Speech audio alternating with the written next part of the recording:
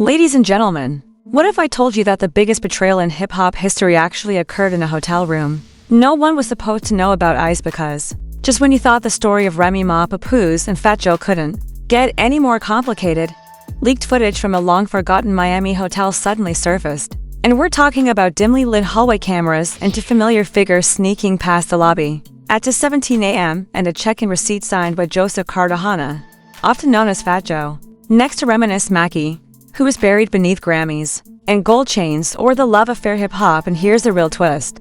The footage didn't originate from a hacker. Rather, it came from Papoose himself. Rumor has it that he discovered it while purging old emails from an iPad. Remy claimed that it was only for music. How long did this affair last before or during the wedding? Why hasn't anyone discussed it up until now? Hold on tight, because what we're about to unearth could forever alter your perception of the entire Terror Squad legacy. Let's go back in time, and not to the glittering Grammy speeches or the Instagram birthday tributes. I'm talking about the real story. The stuff that never made it to interviews, the stuff they didn't want us to piece together. We all know that Remy Ma and Fat Joe had a history together, akin to Bronx street fights and Terror Squad basement sessions fight back. The industry called them brother and sister, but behind the scenes, a source close to the crew claims that the sibling bond was always just the PR version of the truth. Remember, Remy Ma wasn't just any random rapper rising through the ranks. She was Big Pun's protege, handpicked and blessed. However, when Pun passed away tragically in 2000, Fat Joe stepped in like a knight in oversized denim, offering studio access, protection, and allegedly something far more personal. Their first real spark was Summer Jam 2002, and according to an old security guard who worked backstage, Joan never left her side. As a result, I assumed they were married based on his acting. When Lean Back hit the charts in 2004, the industry went crazy. But behind that hit song was tension, creative tension, jealousy, secrecy, and late-night studio sessions that never ended with just music. Several insiders from TS Terror Squad now claim that Remy and Joe had undeniable chemistry off the mic. One anonymous engineer said that on some nights, they would go into the booth and come out holding hands like we saw, but they always shut it down if anyone brought it up and no one could speak. Discover why, as Fat Joe was the boss and Remy was loyal until things changed. Fast forward to 2007. When Remy Ma was arrested and given an 8-year prison sentence, everyone expected Papoose to support her, and he did. However, while the cameras were focused on Pap outside the courtroom, Fat Joe was paying Remy a discreet visit, without any photos or statements, according to leaked visitor logs from Rikers Island. Yes, we were able to obtain those. Joseph Cartagena signed in 5 times between 2008 and 2009, all under coded aliases, and the dates corresponded with significant events in Remy's life, particularly the one just before she was moved to Bedford Hills Correctional. What was Joe really doing there? According to a former prison staffer, Joe was calm but intense, as if he had something to get off his chest. Every visit appeared emotional. Meanwhile, Papoose was publicly writing letters and giving interviews, promoting her name as a badge of honor.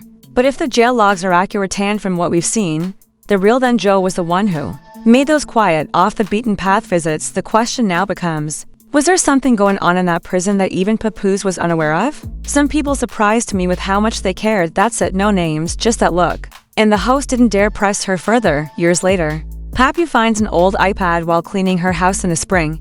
It's the same iPad that Remy used when she was first on parole to write lyrics and journal her thoughts.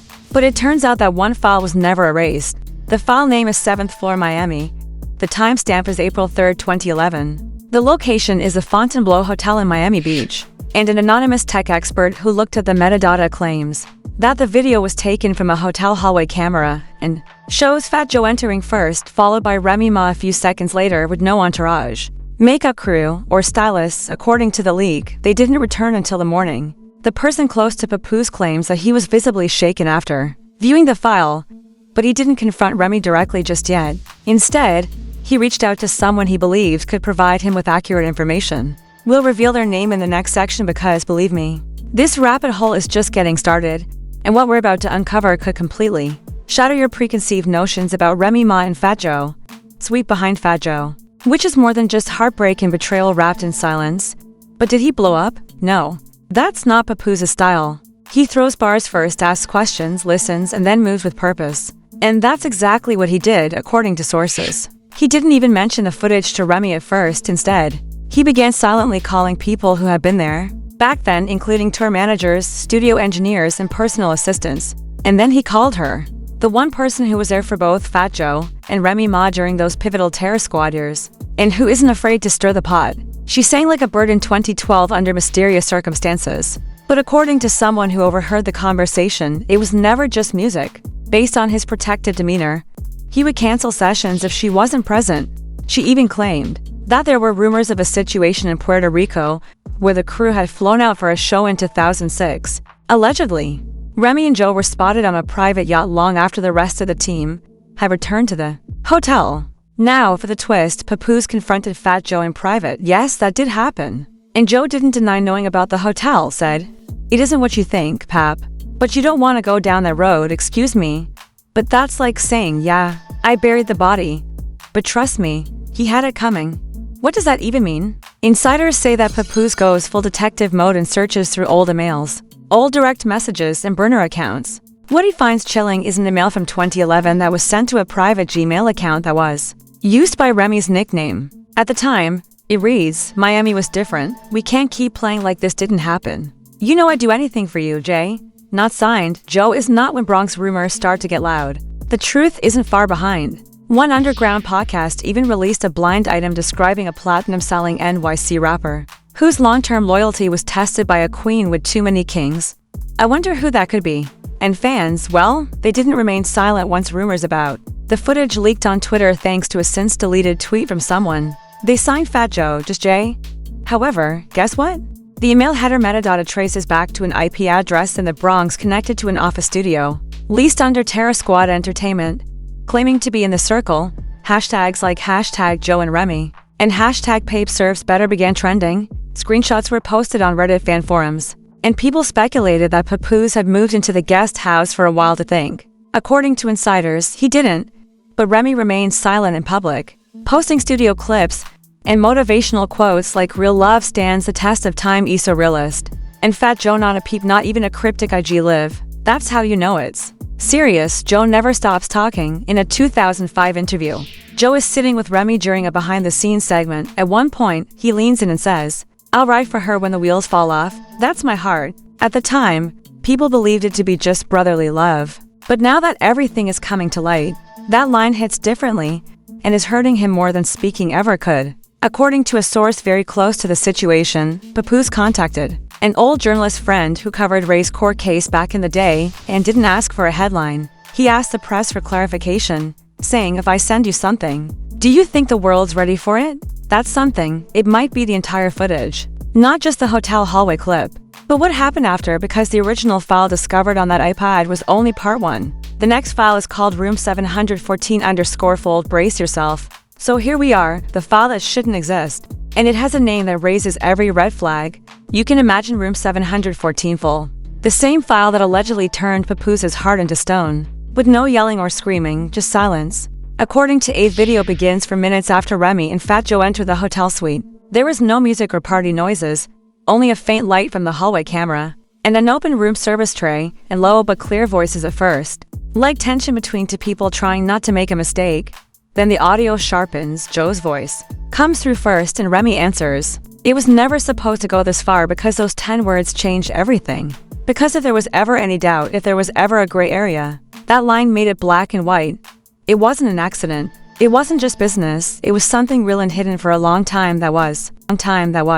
When Papoose allegedly hit pause on the iPad, got up and left the room, he didn't say a word. But the world around him had already started to move because nobody knew who had leaked the information that Papoose had seen the video within a day. Hip-hop media began to buzz. Radio hosts hinted at it without naming anyone. Bloggers danced around the edges, and they said things like, a power couple might be in trouble, and a legendary Bronx figure might be at the center. Joe's team allegedly went into full lockdown mode, issuing takedowns. Calling platforms were removing clips before they reached 1,000 views. So someone was quickly fixing the damage. Meanwhile, Ray's social media changed overnight. The Black Love post stopped studio updates and she deleted her most recent story post, replacing it with the word sorry without any explanation or hashtags. Papoose's last post on his account is still unaltered with the caption, "Loyalty is only real when it's tested." No tags, no location, and no sign of Remy anywhere on the page. As the dust settled, fans started unearthing old interviews, and one clip from 2005 showed Joe sitting next to Remy, who was staring at her while saying, "I'll ride for it" was sweet at the time. But now that everything has been leaked, that line feels loaded. It didn't end there, though, because a podcast episode from almost 10 years ago reappeared in which a drunk Joe jokes, "If Remy ever left Papoose, she'd come home where she belongs." The audience laughed, and that joke now feels more like a confession that no one paid attention to. Then came the real twist, according to an anonymous producer. The entire footage wasn't just on the iPad. Papoose had a copy backed up and someone else, without names, sent that copy to our representative from a major brand who had been in negotiations with Remy for a hair care line, reportedly pulled the deal, and another PR firm distanced itself from Fat Joe's upcoming concert tour. Behind closed doors, teams are searching the internet, consulting lawyers, and issuing blanket non-disclosure agreements to anyone even remotely involved. This isn't just about business, though. It's about legacy. A private Dropbox connected to a well-known documentary house. Yes, a docuseries is already rumored to be in development and for parts, with the working titles Remy and Joe. The real story, legacy shaken. Remy Ma was supposed to be the comeback queen, the warrior who defeated the system, rose again, and stood tall next to her. King Fat Joe was the unwavering Bronx general, the one who helped build and rebuild careers. And Papoose was more than just a rapper.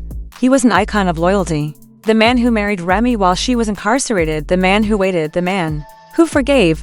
Now, all of that has tarnished their story, which was a fairy tale in a genre full of heartbreak. According to reports, Papoose has moved into a new apartment in Midtown, and he has been spotted at open mic nights without a ring or entourage, just him and a notebook. Remy hasn't made a statement and Joe hasn't reacted. However, insiders claim that he is planning a live session soon, and if that occurs, the numbers will skyrocket. The question now isn't just whether it happened, but also how long everyone has known. Because if the footage was on an old iPad, if emails are from more than 10 years ago, or if insiders have been whispering about the Puerto Rico yacht night since 2006, then this wasn't a what-if error, rather. It was a long-standing secret with a long list of people who helped keep it quiet. What is breaking fans' hearts more than anything else is that this wasn't a betrayal of a single man. It was a betrayal of every fan who believed in what they stood for and every woman who said, "I want to love." The world has seen enough to know that this isn't the end of the story, not even close. And now the question that haunts everything we've just uncovered is the following: was it ever real? Was Black Love just a front? Was Fat Joe always more than a mentor? And has Remy Ma been living a double life all along? Every artist who looked up to Fat Joe as a model for mentorship and loyalty, every person who thought maybe, just maybe, real one still exists, because when a hotel footage file called Room 714 services, the silence that follows is never innocent. It's orchestrated, it's protected, and it's dangerous. What happens now? Protected by silence, loyalty, and the myth of family, because when the footage leaks, the files are backed up, and the DMs is traced back to Terror Squad IPs. It's no longer a rumor, it's a revelation. However, the story isn't even close to being finished, and Ray's apology post disappeared, and Papoose sits silently so loudly that the entire internet can hear it. Now, we turn to you. Do you think this was a what-if error? Or has it been years in the making? Did Papoose really fall for it? Or did he know all along and choose to protect Remy's image? If this does occur, what else is hidden in the footage they haven't shown yet? Share your theories in the comments section and hit subscribe. Please enable notifications because, believe me, we have only just begun to explore this rabbit hole. Get ready for the next leak, which might occur in a few days.